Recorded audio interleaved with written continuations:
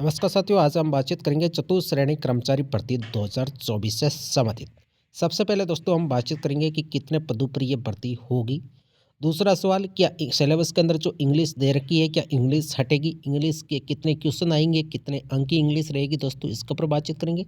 विज्ञप्ति कब तक आ सकती है और जब फाइनल चयन होगा तो कौन से डिपार्टमेंट के अंदर ज्वाइनिंग होगी, कितनी सैलरी मिलेगी, प्रमोशन किस प्रकार से होता है चतुश्रेणी कर्मचारी का, दोस्तों तमाम पॉइंट के ऊपर ये वीडियो रहेगा। इस वीडियो को दोस्तों शुरू से लेकर आपको एंड तक देखना है और यदि चैनल पर पहली बार है तो दोस्तों चैनल को सब्सक्राइब अवश्य करिएगा। सबसे पहले दोस्तों बातचीत करते हैं कि कितने पदों पर ये भर्ती होगी। पहले सरकार ने घोषणा दोस्तों आप सभी को अच्छी तरह से पता होगा कि 60,000 की थी, लेकिन वित्तीय स्वीकृति के अंदर लगभग 52,000 पदों पर दोस्तों ये वैकेंसी होगी। 52,000 पोस्टें कितनी हैं सभी अभ्यर्थियों को अच्छी तरह से पता होगा दोस्तों, बहुत ही ज़्यादा पदों पर ये वैकेंसी होगी। 52,000 पदों का मतलब ये है कि सीईटी के अंदर कई सारे साथियों जिन्होंने सीईटी के अंदर 15 गुने के अंदर पुलिस कांस्टेबल के अंदर वो चयन हुए थे, तो लगभग उतने अभ्यर्थियों का दोस्तों सिलेक्शन होगा। 52,000 कितने पद है, बहुत ज़्यादा पद है। तमाम वो अभ्यर्थी जो इंग्लिश से डर रहे, कई सारे साथी मुझे ऐसे मिले जो उनको लग रहा है कि हमारे को इंग्लिश नहीं आ रही है तो हम फोर्थ ग्रेड के अंदर हमारा चयन नहीं होगा। दोस्तों ऐसा कुछ भी नहीं है, यदि प्रयास करोगे तो कुछ भी संभव है। इंग्लिश आपकी 12th लेवल की नहीं आएगी, ओनली फॉर बेसिक इंग्लिश आएगी, यानी article, tense, passive voice, narration, इस प्रकार के दोस्तों आपके क्वेश्चन पूछे जा सकते हैं। अब इंग्लिश का वेटेज कितना रहेगा और कितने क्वेश्चन इंग्लिश के आएंगे पेपर के अंदर, तो दोस्तों ये अभी तक डिसाइड नहीं हुआ है। लेकिन जो 200 अंकों का जो वर्गीकरण दिया गया है चतुश्रेणी कर्मचारियों के सिलेबस के अंदर, तो दोस्तों उस हिसाब से यदि हम बातचीत करें तो जीके के 50 अंक, गणित के 50 अंक, हिंदी के 50 अंक और इंग्लिश के अंदर 50 अंक। हाँ, मैं खुद ये चाहता हूँ कि इंग्लिश का वेटेज जिस हिसाब से सीईटी के अंदर था उतना ही रहना चाहिए। यदि 50 अंक की इंग्लिश है तो कई सारे साथी ऐसे हैं जिनकी इंग्लिश कमज़ोर है, वो इस भर्ती के अंदर चयन होने से दोस्तों वंचित भी रह सकते हैं यदि वो अच्छी तरह से मेहनत तो नहीं करते हैं तो इंग्लिश का वेटेज कम रहना चाहिए। अब कितना रहना चाहिए, तो जितना सीईटी के अंदर था 10% मान लीजिए, 15% या 20% मैक्सिमम से मैक्सिमम इंग्लिश आनी चाहिए। इससे ज़्यादा आएगी तो कई सारे साथी जो पुलिस कांस्टेबल की तैयारी कर रहे हैं या पशु परीक्षक की तैयारी कर रहे हैं उन अभ्यर्थियों को दोस्तों निराशा हाथ लगेगी। तो हमारा यही प्रयास है कि पहले, अब विज्ञप्ति कब तक आएगी, तो विज्ञप्ति का दोस्तों मैं आपको बता दूं 12 दिसंबर से पहले पहले आपको विज्ञप्ति देखने को मिल जाएगी। यानी 5 से 7 दिनों के भीतर दोस्तों विज्ञप्ति जारी हो जाएगी, जिसमें जिसमें टीएसपी और नॉन टीएसपी के कुल मिला के यदि पदों की बातचीत करें तो लगभग आपके 52,000 पदों पर दोस्तों ये वैकेंसी होगी। अच्छे पदों पर वैकेंसी है। जो अभ्यर्थी इंग्लिश से डर रहे हैं दोस्तों, मैं आपको बता दूं, एक बार इंग्लिश को स्टार्ट कीजिए धीरे धीरे, चाहे टेंस टॉपिक से स्टार्ट करें, चाहे आप वोकेबुलरी से स्टार्ट करें, बिल्कुल नॉर्मल वोकेबुलरी दोस्तों आपको देखने को मिलेगी जिस प्रकार की सीईटी के अंदर आई थी। हालांकि सीईटी के अंदर चाहे हम पैसेज की बातचीत करें तो थोड़ा बहुत दोस्तों टफ था, सभी को अच्छी तरह से पता है।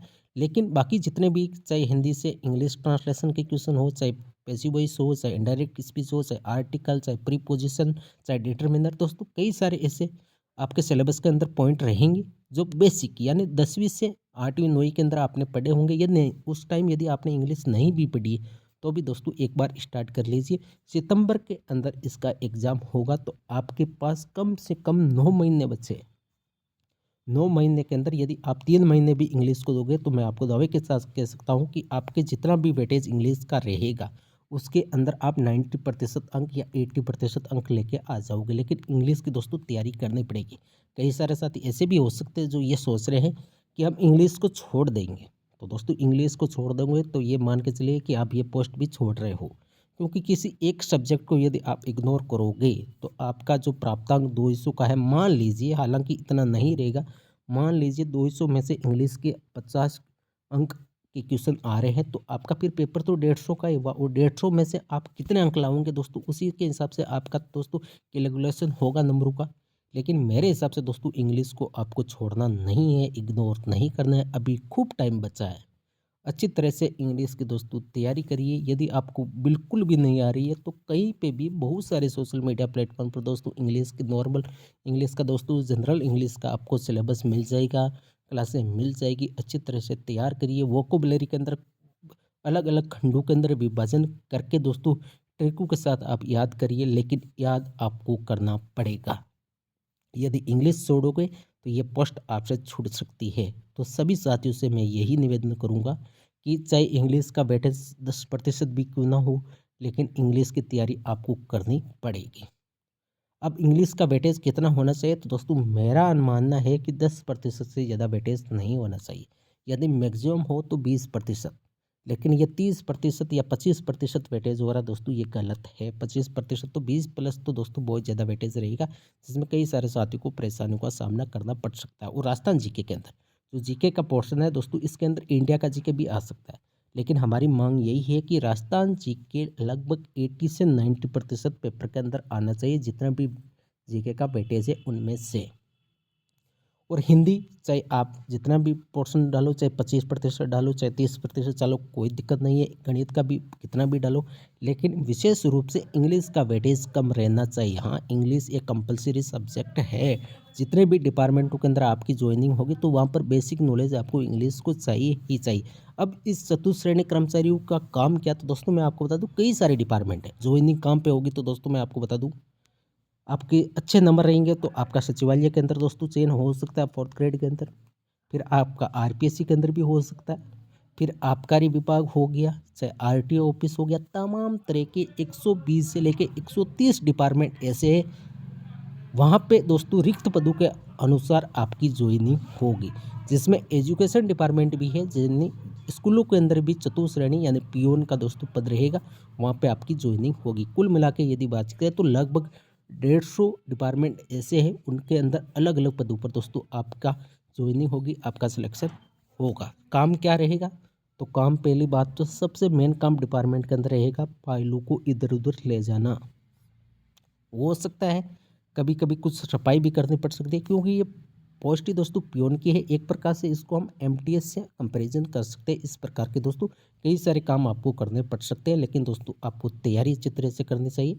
52,000 पोस्ट है, आपका जो कलंक है बेरोजगारी का दोस्तों वो हट सकता है। तो आज से ही दोस्तों अच्छी तरह से तैयारी करिए। अब ज्वाइनिंग कौन कौन से डिपार्टमेंट पे होगी, सचिवालय के अंदर भी होगी। कई सारे डिपार्टमेंट में आपको बता दूं तो लगभग 110 से 120 दोस्तों डिपार्टमेंट ऐसे हैं जहाँ पे आपकी ज्वाइनिंग होगी।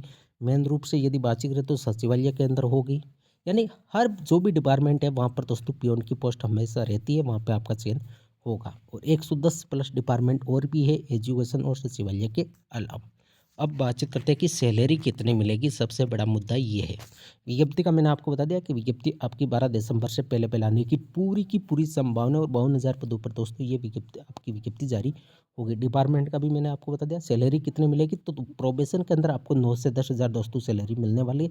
उसके बाद लगभग आपके 20,000 के आसपास 2 साल बाद दोस्तों आपकी सैलरी होगी, और इसके अंदर दोस्तों तरह तरह के आपके प्रमोशन भी देखने को मिल सकते हैं। आप एलडीसी भी बन सकते हो, यूडीसी भी बन सकते हो। तो दोस्तों ये थी आज की वीडियो। यदि वीडियो पसंद आई तो वीडियो को लाइक करिए, चैनल को सब्सक्राइब अवश्य करिए। थैंक यू, धन्यवाद।